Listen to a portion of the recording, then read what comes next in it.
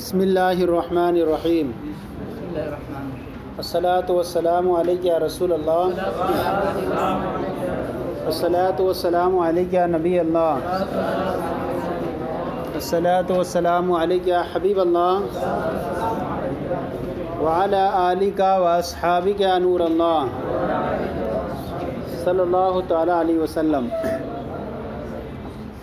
مجاز عقلی کے تعلق سے بیان کیا جا رہا تھا کہ فعل یا معنی فعل کی اسناد کرنا اس کے علاوہ کی طرف جس کے لیے وہ فعل یا معنی فعل ہے تو اس کو مجاز عقلی کہیں گے۔ اب اس کے بعد بیان کیا گیا تعویل کے ذریعے ہونا چاہیے تاکہ قرینہ اس بات پر کہ دلالت کرے کہ یہاں معنی حقیقی مراد نہیں ہے۔ اسی میں بتایا گیا کہ اشابت صغیرہ افن الکبیرہ اور کر الغداتی مر العشی، یہاں پر اسناد کی گئی ہے زمانے کی طرف، تو اس وقت تک اس کے قائل کو اس وقت تک اسے مجاز پر محمول نہیں کیا جائے گا جب تک کہ اس کے قائل کے بارے میں پتہ نہ چلنا جائے، یہ گمان نہ ہو جائے کہ اس کے ظاہر کا اس نے اعتقاد نہیں کیا ہے۔ اگر اس کے ظاہر کا اعتقاد کیا ہے تو مجاز پر محمول نہیں ہوگا، اور اگر مومن نے کہا ہے تو اس کو مجاز پر محمول کریں گے۔ جیسا کہ قرینہ قائم ہونے پر مثال پیش کر رہے ہیں، کما استدل علی ان اسناد میزہ، جیسا کہ استدلال کیا علی اس بات پر کہ ان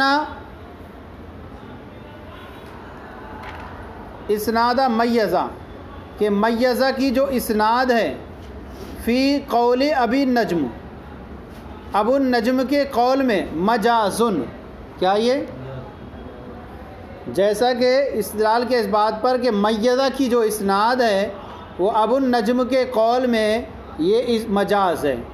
کیسے؟ جیسے میزہ عنہ قنز عن قنز جذب اللیالی ابتی او اسری، کیا اس کے میزہ عنہ یعنی مراد اس کے سر سے، یعنی میرے سر سے جدا کر دیا، قنز عن قنز، ایک بالوں کے ایک گچھے کو دوسرے گچھے سے، بالوں کے ایک مجموعے کو دوسرے مجموعے سے جدا کر دیا، کس نے؟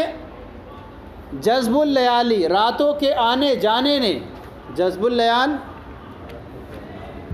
یعنی اب کہنا چاہیں گے کہ اس سے، یعنی میرے سر سے بالوں کے ایک مجموعے کو دوسرے مجموعے سے جدا کر دیا، جذب اللیالی، راتوں کے آنے جانے نے، راتوں کے آنے جانے نے۔ اب کہہ رہا اب تی او اسری، یعنی اے رات اب تو چاہے دیری سے چل یا تو جلدی کر، اب تی او اسری، یا سستی سے چل یا تو تیز رفتاری سے کر، مجھے اس کی کوئی پرواہ نہیں، کیونکہ میرے فنا ہونے کے بعد اور میرے بوڑھے ہونے کے بعد کوئی پرواہ نہیں کہ تو کیسی تھی، کیونکہ اب تو میں کیا ہو گیا، فنا کے قریب ہو چکا ہوں۔ تو اب کہنا چاہ رہا ہے کہ یعنی میں اس سے جدا کر دیا بالوں کے ایک مجموعے کو دوسرے مجموعے سے راتوں کے بار بار آنے جانے نے، اے رات اب تو سست رفتاری سے چل، او اسری، تیز رفتاری سے چل۔ یہ جو ہے اس کے اندر محل استعارہ زدہ میزہ، اس کی اسناد کی گئی ہے، اس کو فاعل بنایا گیا جذب اللیالی کر، یعنی گویا کہ اس کا فاعل کون بنایا گیا؟ راتوں کے آنے جانے نے یہ کرا ہے، جبکہ راتوں کے آنا جانا انسان کے بالوں کو جدا نہیں کرتا ہے، بڑھاپا نہیں، سفید رنگ نہیں لاتا ہے نہیں، کون لاتا ہے؟ یہ سب اللہ کی طرف سے ہوتا ہے۔ لیکن پتہ کیسے چلا یہ مجاز ہے؟ وہ پتہ چل رہا ہے بقولہ عقیبہ، اس کے اس قول سے جو اس کے بعد آ رہا ہے، اس کے اس قول سے جو اس کے بعد آ رہا ہے، کیا افناہ، اس کو فنا کر دیا، یعنی ابو النج کو فنا کے گھاٹ کے قریب پہنچا دیا۔ قیل اللہ للشمسی، اللہ کے سورج سے اس کہنے نے، اطلعی، کہ طلوع ہوتا رہے، تو اطلعی کہ تو طلوع ہوتا رہے، اللہ کے سورج سے اس کہنے نے اسے فنا کر دیا، اطلعی، کہ تو طلوع ہوتا رہے۔ کیا کہنا چاہ رہا ہے کہ یعنی اللہ نے ارادہ کیا اس کو حکم دینے کا، یعنی قائل جو ہے یہ دلالت کرتا ہے اس بات پر کہ قائل جو ہے یہ شاعر اس بات کا اعتقاد رکھتا ہے کہ مؤثر جو ہے وہ اللہ تعالیٰ ہے، مؤثر اللہ تعالیٰ۔ تو تمیز کی جو اسناد اس نے زمانے کی طرف کر دی ہے تو یہ اسناد کون سی ہوگی؟ مجاز ہوگی، کیونکہ یہاں لفظ قول اللہ، اللہ کے قول نے، اور یہ اعتقاد رکھتا ہے اس بات کا کہ فنا کرنے والی ذات کون ہے؟ اللہ تعالیٰ ہے، اور جب کوئی اس بات کا اعتقاد رکھتے ہوئے کسی زمانے کی طرف نسبت کر دے تو وہاں مجاز ہوتا ہے۔ تو اس پر قرینہ کون سا ہو گیا؟ لقیل اللہ، سمجھ آ گیا؟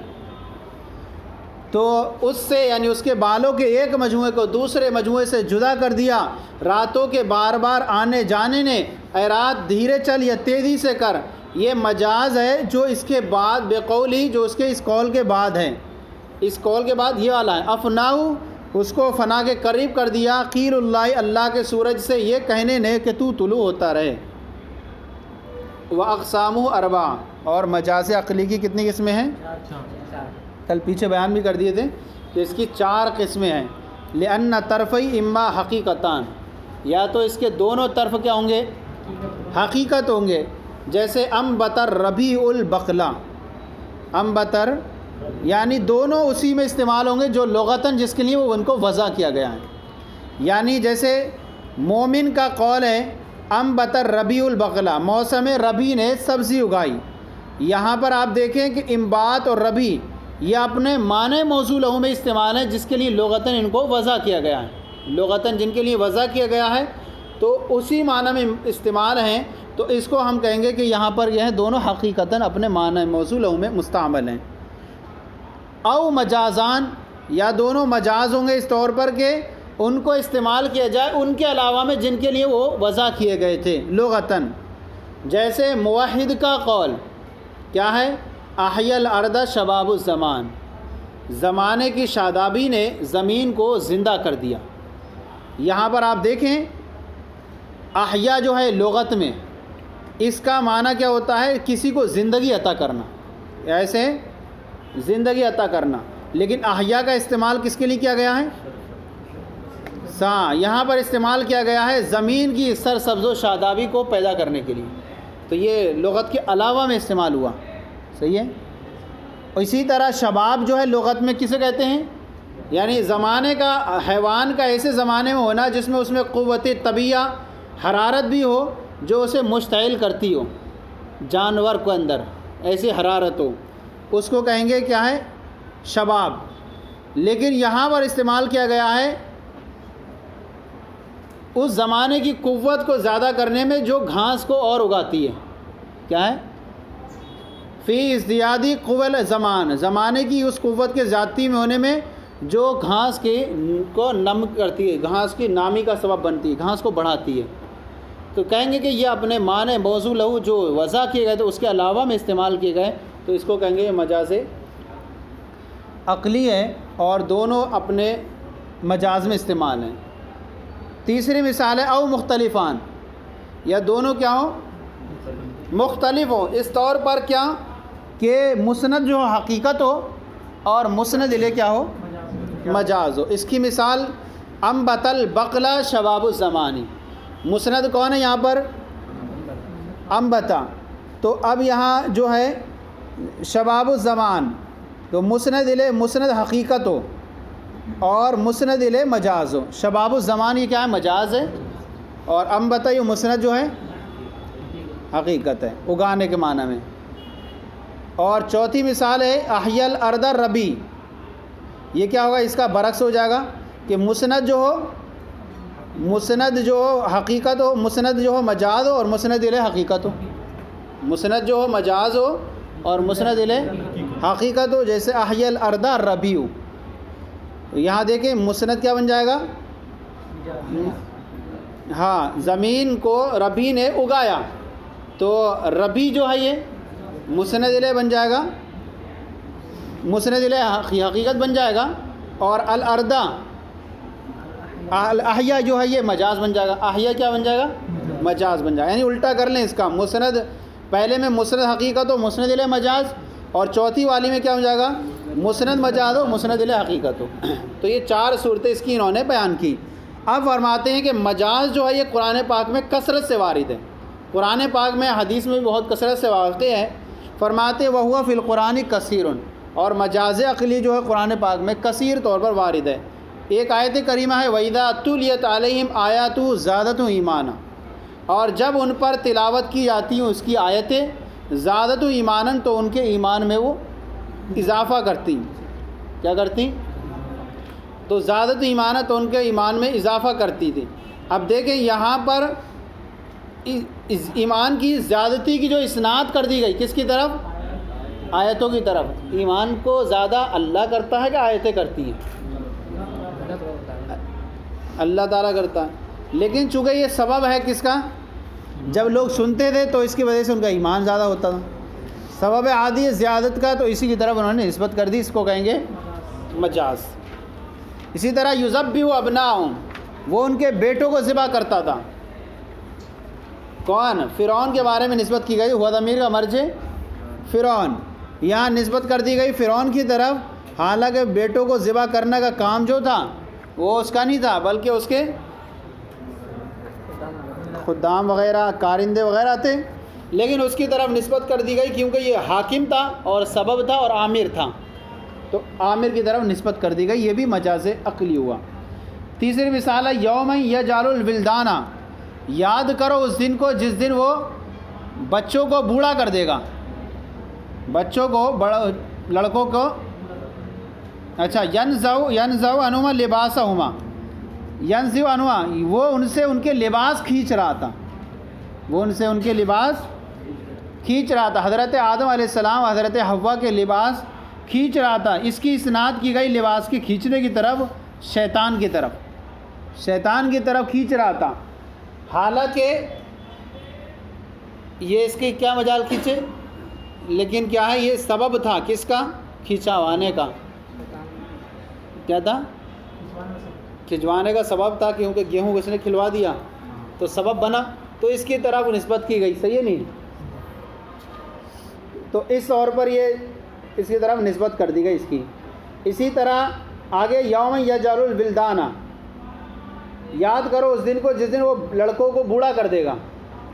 یہاں پر کس کی جعل کی اسناد کر دی گئی، یعنی جو بنا دے گا، یعنی زمانے قیامت بنا دے گا، لڑکوں کو بوڑھا کر دے گا. یعنی یہ اسناد کر دی گئی قیامت کے دن کی طرف. قیامت کا دن کیسے بوڑھا بنائے گا؟ وہ تو بوڑھا بنانے والا کیا ہے؟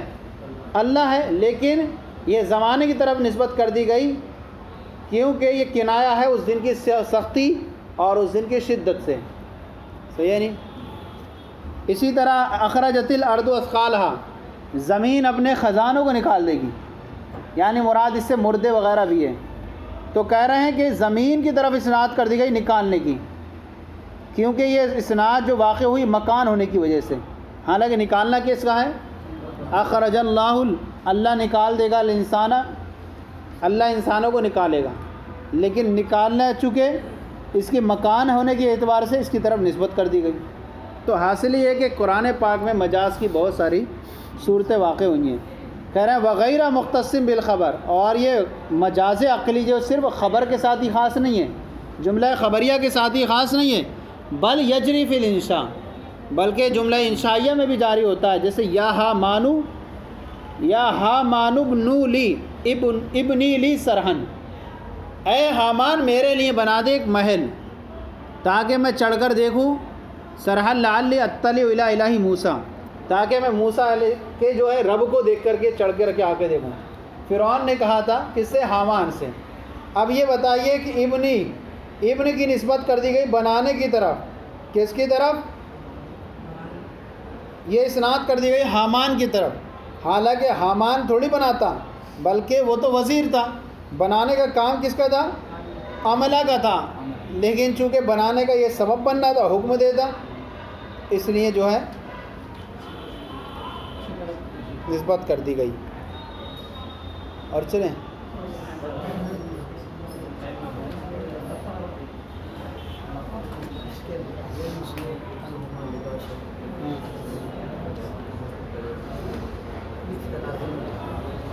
وہ ان سے اتار رہا تھا، کھینچ رہا تھا ان سے ان کے لباس.